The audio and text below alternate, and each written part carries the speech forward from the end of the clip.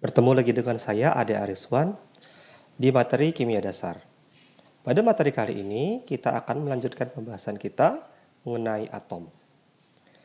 Di layar ada gambar potret Demokritus, seorang filsuf Yunani yang mencetuskan konsep tentang atom, yaitu suatu partikel penyusun materi yang paling kecil dan tidak dapat dibagi lagi. Pada materi ini, kita akan membahas lebih mendalam mengenai atom. Perkembangan teori atom dimulai dari teori atom yang dikemukakan oleh John Dalton. John Dalton mengemukakan 4 postulat mengenai teori atom. Yang pertama, unsur-unsur tersusun dari partikel-partikel kecil yang tidak dapat dibagi lagi. Partikel ini disebut sebagai atom. Kemudian semua atom-atom dari unsur yang sama, unsur yang tertentu adalah identik, baik ukuran, massa maupun sifat kimianya bersifat sama. Dan atom-atom dari unsur yang berbeda memiliki sifat yang berbeda pula. Yang ketiga, senyawa-senyawa tersusun dari atom 2 atau lebih unsur yang berbeda. Perbandingan jumlah atom penyusunnya adalah bilangan bulat sederhana, dan ini dikenal sebagai hukum kelipatan perbandingan Dalton. Yang keempat, atom-atom tidak dapat diciptakan atau dimusnahkan. Reaksi-reaksi kimia hanya penataan ulang kembali susunan atom-atom. Penemuan tabung sinar katoda mengungkapkan adanya partikel di dalam atom. Karena setiap atom-atom dari logam-logam yang berbeda akan menghasilkan suatu sinar yang sama. Sinar ini diketahui merupakan partikel dan bermuatan listrik. Diketahui dari percobaan dengan magnet ternyata dapat dibelokkan oleh medan magnet. Disimpulkan bahwa partikel ini bermuatan negatif. Partikel ini ternyata membawa listrik sehingga disebut sebagai elektron. Penemuan elektron oleh Joseph John Thomson memunculkan ide bahwa ternyata atom bukanlah partikel terkecil dari suatu materi. Di dalam atom terdapat partikel yang lebih kecil lagi yang disebut sebagai elektron. Dan elektron ini bermuatan negatif dan tersebar di dalam bulatan atau bola atom. Dibayangkan elektron itu seperti kismis-kismis di dalam roti kismis. Karena elektron bermuatan negatif, maka muatan positifnya pastilah tersebar merata di dalam sebuah atom. Begitulah model atom Thomson. Kemudian penemuan sinar X oleh Willem Conrad Ronson menarik perhatian ilmuwan untuk meneliti interaksi sinar-sinar radioaktif terhadap materi. Salah satu penemuan paling penting mengenai radioaktivitas ditemukan oleh Henry Becquerel yang menemukan suatu batuan yang bersifat radioaktif. Radioaktif ini maksudnya adalah suatu materi yang dapat memancarkan atau radiasi secara aktif atau tanpa diberikan energi dari luar.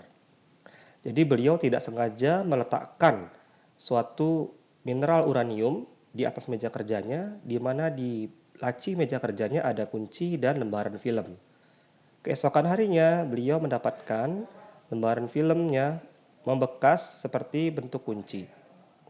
Dan ini memacu penelitian lebih lanjut mengenai sinar-sinar radioaktif. Beliau menemukan ada 3 jenis sinar radioaktif, yaitu sinar alfa yang bermuatan positif, sinar beta bermuatan negatif, dan sinar gamma yang tidak bermuatan. Beliau dan muridnya Marie Curie merupakan 2 orang yang penting di dalam penemuan unsur-unsur radioaktif.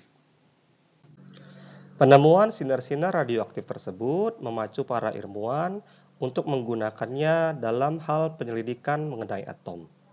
Salah satu penelitian yang dilakukan adalah eksperimen Ernest Rutherford. Beliau menembakkan sinar alfa, yaitu partikel bermuatan positif, pada sebuah lempengan emas yang tipis dan dikelilingi oleh detektor. Pada awalnya, beliau menemukan bahwa sinar-sinar alfa ini diteruskan menembus lempengan logam. Ini sama dengan penemuan Henry Becquerel tadi, di mana sinar radioaktif menembus materi. Tapi ketika beliau melihat lebih lanjut dan menelitinya lebih lama, ternyata ada beberapa sinar-sinar yang dapat dibelokkan lagi atau dipantulkan. Hal ini sangat aneh karena harusnya seperti ini. Harusnya logam-logam emas itu ditembusi oleh partikel sinar alfa. Tapi ternyata partikel sinar alfa ada yang dibelokkan. Beliau berpendapat harusnya di dalam atom ada partikel yang bermuatan positif juga, karena hal ini dapat membuat sinar alfa yang bermuatan positif dibelokkan karena sama-sama bermuatan positif. Dua muatan yang sejenis akan saling tolak-menolak. Dan beliau memberikan nama partikel positif tersebut sebagai proton. Beliau mengemukakan suatu model atom yang dikenal sebagai model atom Rutherford. Jadi beliau menganggap di dalam atom terdapat inti atom yang berisi proton dan dikelilingi oleh elektron. Maka beliau berpendapat massa atom terpusat di inti atom yang bermuatan positif, yaitu mengandung proton. Sementara itu elektron mengelilingi inti atom seperti orbit planet terhadap matahari. Tapi teori ini memiliki suatu kelemahan, yaitu tidak bisa menjelaskan kenapa elektron yang bermuatan negatif tidak jatuh tertarik ke proton yang berada di inti atom. Atau atom semakin lama semakin mengecil. Tapi hal ini tidak dapat terjadi. Dan beliau belum bisa menjelaskan hal ini sampai penemuan teori berikutnya. Sementara itu, penemuan James Chadwick mengungkapkan bahwa ada partikel tidak bermuatan yang berada di dalam inti atom. Beliau memberinya nama sebagai neutron. Hal ini melengkapi model atom Rutherford, di mana dalam inti atom terdapat dua jenis partikel, yaitu partikel proton yang bermuatan positif dan neutron yang tidak bermuatan. Kemudian seorang fisikawan Denmark bernama Niels Bohr mempublikasikan teorinya yang dikenal sebagai model atom Bohr. Menurut teori ini, elektron-elektron menempati tingkat energi yang tertentu, disebut sebagai orbit. Elektron dapat berpindah ke orbit yang lebih tinggi maupun orbit yang lebih rendah.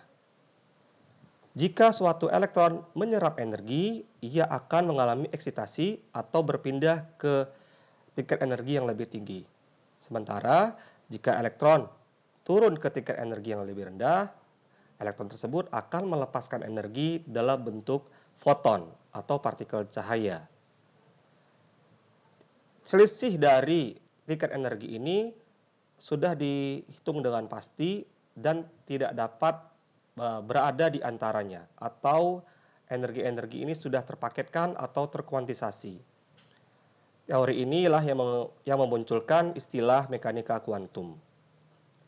Kelebihan teori ini adalah dapat menjelaskan mengapa elektron tidak jatuh ke inti atom, yaitu karena elektron memiliki keadaan dasar pada tingkat energi pertama. Namun, kelemahan dari teori ini hanyalah dapat digunakan atau cocok pada atom dengan satu elektron saja. Sementara pada atom-atom yang elektronnya lebih dari satu, model ini tidak cocok. Lebih lanjut mengenai model atom pada atom-atom berelektron banyak, akan kita jelaskan pada pertemuan berikutnya, yaitu model atom mekanika kuantum.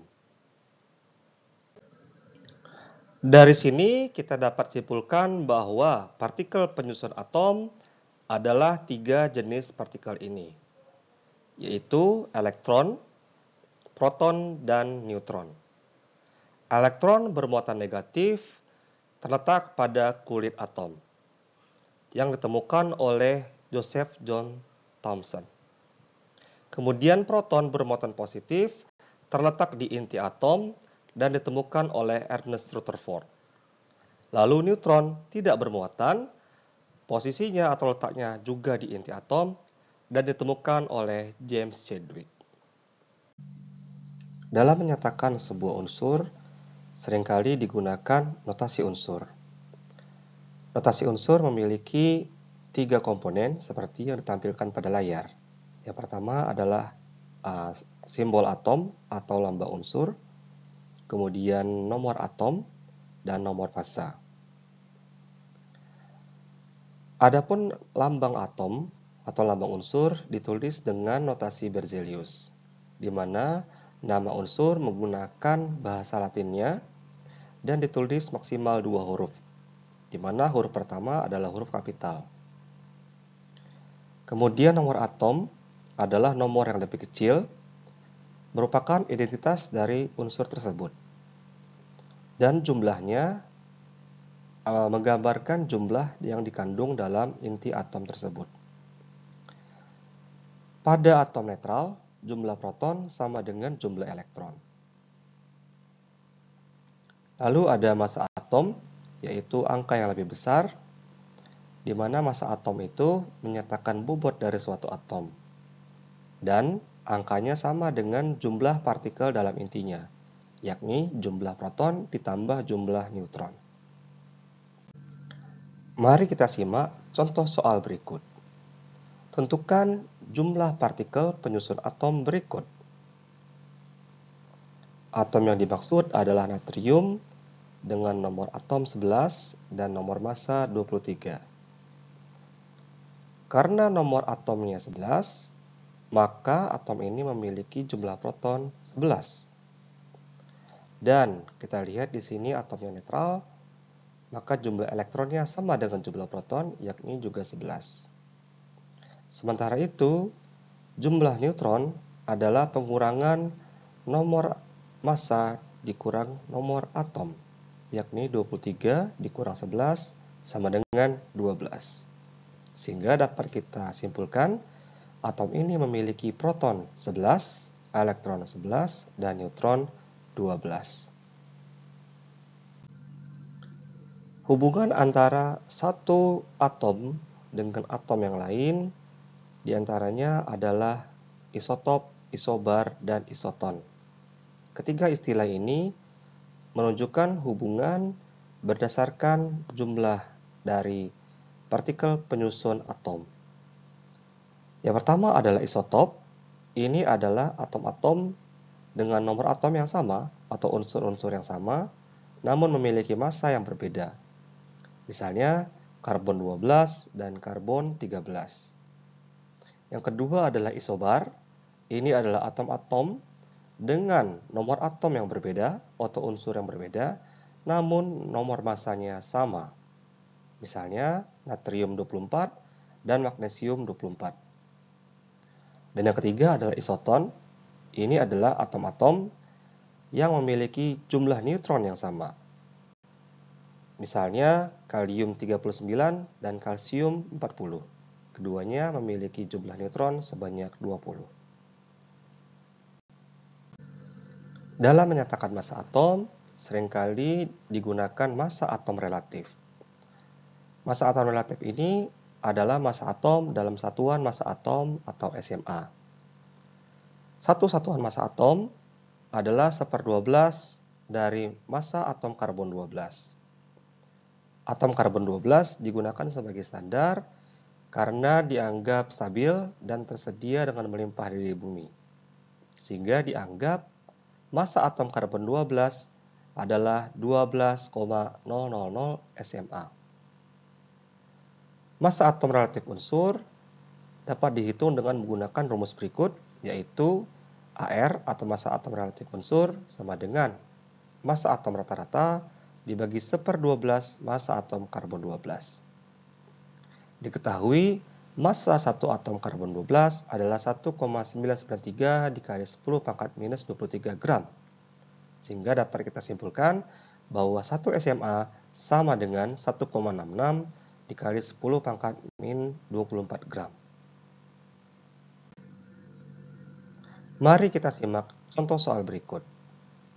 Hitunglah massa atom relatif atom X yang massanya 9,31 kali 10 pangkat min 23 gram. Dapat kita jawab sebagai berikut.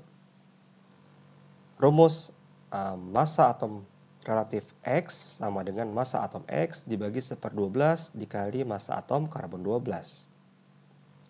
Kita masukkan angkanya, didapatkan 9,31 dikali 10 pangkat min 23 dibagi 1/12 dikali 1,993 kali 10 pangkat min 23. Sehingga dapat kita simpulkan massa atom relatif X adalah 56,06 SMA atau AMU, Atomic Mass Unit. Di alam, atom-atom dapat ditemukan dalam bentuk campuran isotop-isotop unsur tersebut. Seperti yang telah kita bahas sebelumnya, isotop adalah atom-atom dari unsur yang sama namun memiliki massa yang berbeda. Nah, setiap isotop ini memiliki sifat kimia yang sama persis sehingga tidak dapat dibedakan satu sama lain. Oleh karena itu, dalam perhitungan massa zat, kita butuh mendefinisikan massa atom rata-rata. Ini adalah jumlah dari massa atom isotop dikali dengan kelimpahannya di alam. Dan kelimpahan ini dapat dinyatakan dalam persentase. Mari kita simak contoh soal berikut. Hitunglah massa atom relatif unsur tembaga jika diketahui tembaga memiliki dua isotop, yakni Cu63 dengan kelimpahan 75% dan sisanya Cu65. Jawab. Kelimpahan Cu63 adalah 75% atau dalam bentuk desimal adalah 0,75. Sementara itu, kelimpahan Cu65 adalah selisihnya atau sisanya yakni 100% dikurang 75% adalah 25% atau 0,25. Massa atom relatif Cu adalah jumlah dari massa isotop dikali kelimpahan masing-masing. Dapat kita hitung seperti ini. 63 dikali kelimpahannya 0,75 ditambah 65 dikali kelimpahannya 0,25. Sehingga kita akan dapatkan massa atom relatifnya adalah 63,5 AMU. Berikutnya, silakan saudara mengerjakan latihan mandiri berikut. Unsur gallium memiliki dua isotop, yaitu Ga69 dan Ga71. Jika diketahui massa atom relatif Ga adalah 69,8 SMA, maka tentukan kelimpahan masing-masing isotop gallium tersebut.